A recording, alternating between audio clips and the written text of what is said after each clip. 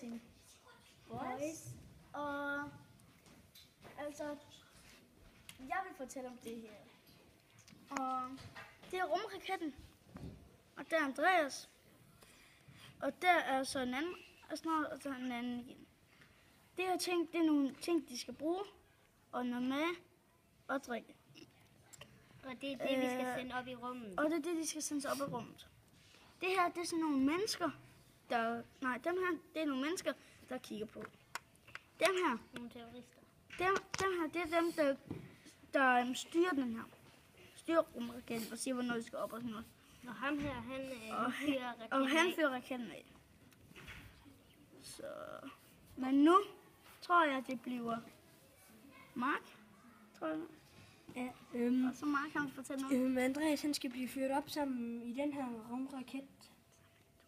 Og så står de her folk, som sagt, som Tobias sagde, og står og kigger på, at den bliver fyret af. Og raketten, den skal så blive fyret op til den her.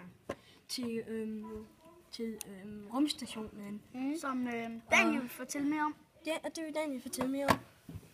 Godt, jeg skal fortælle om, hvordan de her ting virker og sådan noget. Så er der en, der træner, og ikke at blive svag i musklerne, når han kommer ned igen. Så er der en, der styrer sådan noget og ser, hvordan det skal fungere. Sådan noget, Og når de sådan er kommet ned på jorden, så er de også sådan svage, så de skal sådan De skal slappe træne i... De skal slappe af, og så skal de træne lige så stille. De skal... Og så vender vi tilbage til jorden igen, Danny. Fortæl missionen. Så fortæller du om det. Missionen, det foregår, at dem der står her, de skal se, hvordan det foregår. Op i rummet. Ja, op i rummet og sådan noget. Og de får dem til at følge dem godt på vej og sådan noget. Og han vil lave nogle prøver, og så sådan en mission. Og Men ja, Hvad så? tak. det tror jeg var det.